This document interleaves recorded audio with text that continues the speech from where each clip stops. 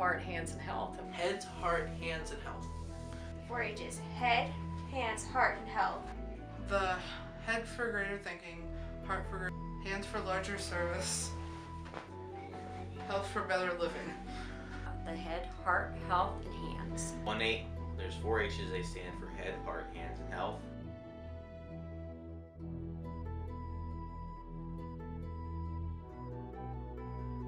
Pledge goes, head for clearer thinking, my heart for greater loyalty, my hands for larger service, my health for better living for my club, my community, my country, and my world. Like, it's just what we follow. And the 4-H's are head, heart, hands, and health, and we try to teach kids what those mean in their lives. And head being, we want them to think. They want to have passion for what they're doing. Their hands are hands-on experiential learning, and their health is obviously what we're concerned a bit about for creating a whole well-being of not only the child but the adult that they will be.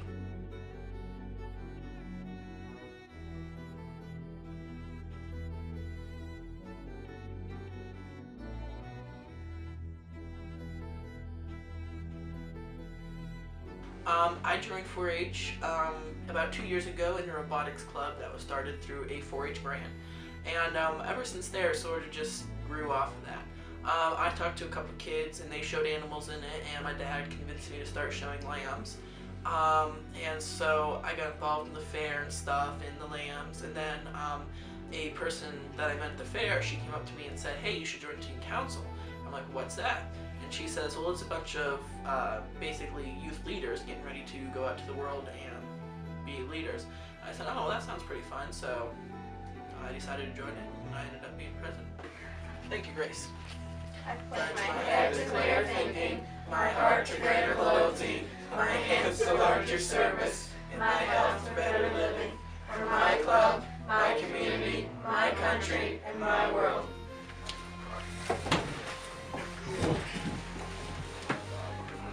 Why can't you eat dog at the same time? Because you're busy using your mouth for other things. I was at the county fair fundraising for another program that I'm in, and I was in the children's barn, and the teen council from my county was in there, and I helped out with them a little bit, and then I got talking to them and they told me more about their program, and it was something that I thought that would be fun to get into. To be honest, I don't remember. I've been in 4-H since I was 8 years old. I don't remember how I got started into it. Show pigs through 4-H. I'm in teen council. I went to Capitol Days, state leadership conference. Went to several camps. It's really great. I was born into it. My father was an extension educator in Jefferson County. It was something I said that I would never do. Well, this is where you learn to say never, and the reason I said I'd never do it is because it seemed like he was gone all the time. Well, it's the same way with my kids. However, they seem to have grown and enjoyed the program, and they've been going since they were children, before they were old enough to go become 4-H members, and they're still actively involved in the program as well. Well, this goes all back. Well, my dad was a 4-H'er, and previous to that, his dad was a 4-H'er. Which has just been in my family for a really long time. And my dad suggested it to my mom one day, and we got goats, got into 4-H, and here I am now. I actually was a 4-H member myself as a child, and my mom started our 4-H club, and now I'm the leader of that 4-H club.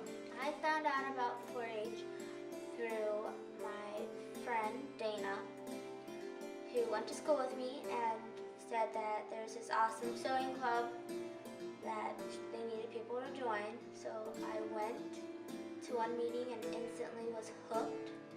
It was Unionville Sewing, very first club. I've been in that club for about 10 years. I recently aged out of 4-H this past year, but I've been involved with Travel Club, Buttons and Bank House, Youth Council, and Unionville Sewing.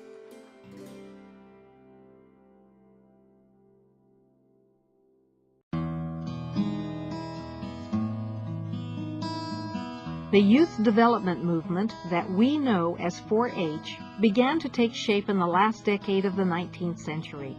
Educators then were first beginning to focus on the needs of young people. Subjects that taught boys and girls to appreciate rural life and its opportunities were encouraged. A study that took place in the 1890s called for education of the head, heart, and hands, education that was closely related to the environment in which the students lived, education about the soil, farm animals, tools, cookery, and housekeeping. School superintendents, farmers' institutes, and forward-looking individuals all over the country responded by starting out-of-school work programs with their boys and girls. The fundamental principle behind this activity was to extend agricultural education to rural young people by organizing boys and girls into clubs where they could learn by doing.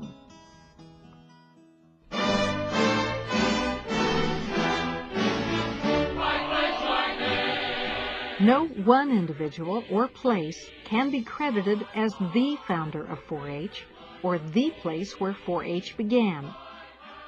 4-H type programs began in a number of places at about the same time and were shaped by the conditions and environment of each area. So many skills through this. I made so many friends. And there's so many opportunities you're given that you won't be given any other kind of place. Like to go to the camp counselor training, state leadership conference, and even meet your state's representatives. That's just fantastic. It's like a once-in-a-lifetime opportunity. It has done a tremendous amount for me. It has taught me responsibility, it has taught me leadership, it has taught me how to balance my time, it has taught me how to pick and choose between what's more important now versus what's not so important at the moment. In my years of 4-H, I have been more involved in the community than I would have been. I was not. I've been president of Butler County Youth Council, Travel Club, Unionville Sewing. I'm also vice president, secretary, treasurer, and many officers. But getting more involved in the community is something I highly recommend. If I did not get involved, I wouldn't have been able to learn about this great opportunity to promote the Big Butler Fair. It was in its 158th year last year, and I ran for Butler Fair Queen. I got Butler Fair Ambassador, but that's okay. I enjoyed my year promoting agriculture and being there whenever the Queen needed. I am going back again this year to go back for Queen. I'm hoping that I get it. But I would be happy with whatever because I'm helping my community by promoting agriculture and promoting a community event.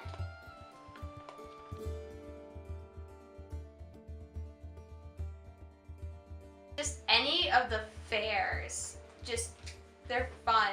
Like you get to hang out with your friends all the time and you get to go to these shows where you actually get to compete. And it's always good to have a nice bit of competition in there. And we have fun, there's games, camp there. Sometimes we have ice cream topping wars, which are a lot of fun there. It's just, in general, any fair is fun. It's just a great time. Everyone does.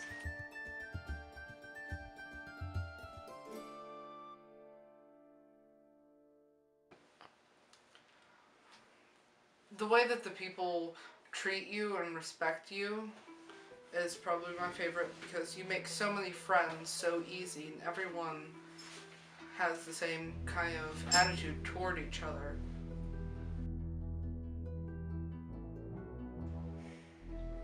I met lots of new people. Kids from teen council, the kids from my club, and a lot of kids from my school go through 4-H, and I know most of them by name, and I can just walk down the hall and say, "No, I know their name," say their name, and they'll reply back. We're a tight family, 4-H.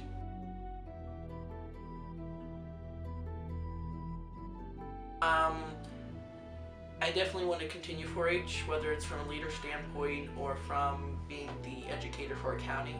I definitely I think that'd be pretty interesting. If I was a leader for a club, it'd probably be through a livestock club. But being an educator for the county, that'd be a pretty cool job.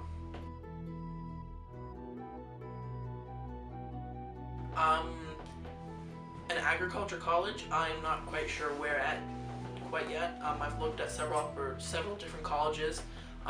Possibly one of the ones I'm strongly looking into is Penn State. But there's a couple other colleges that I'm very interested in. That's a little tough because we're changing, the environment's changing in terms of what our educators do and where the program is growing. My focus right now is the 4-H science team, so I am trying to roll out on a bigger basis for the state, trying to get more of our inquiry learning, getting kids to understand the passion of what it is that they want to learn, and really falling through into an in-depth study on the different projects that they would take. So most of our 4-H projects do fall into the category science, and that's my area, is trying to figure out what curriculum meets their emerging needs. So technology, the different projects that we don't have, we've still got a lot of tradition, our livestock and our cows. I'm going to go into agriculture and 4-H, definitely put me down that path. Agriculture, Penn State, I happen to do animal science.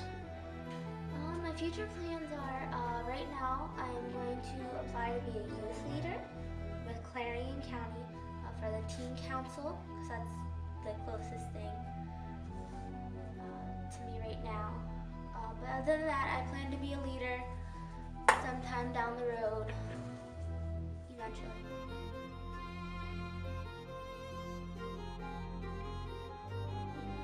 Yes.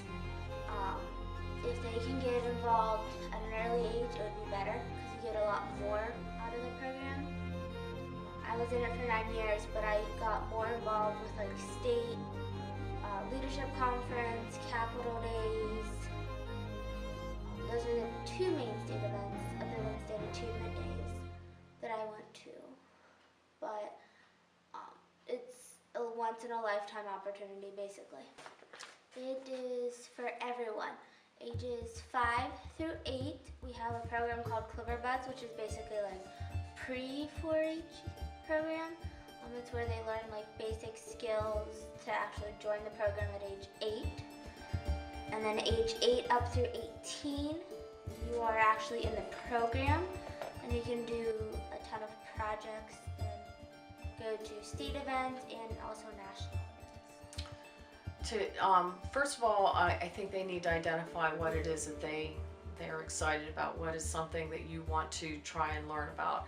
And we still get the, hey, I want to learn more about animals, and that is truly part of our history. It's something that we do well, but it's even bigger than that.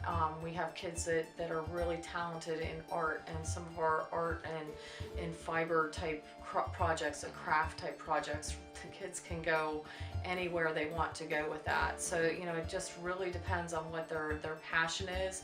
I tell them we have 150 different projects. I can find something that you would be interested in, and then it's simply a matter of finding the club that fits their personality the best, and basically creating that social system so that the kid feels comfortable in a safe environment where they feel like they really belong. And that's almost the easy part, is trying to find a place for them to belong, because once they're in the club that clicks with them, they generally stay with it. And we've got a number of teachers in our program in Clarion where they understand what kids' needs are, so they tailor the club needs to those needs of the children.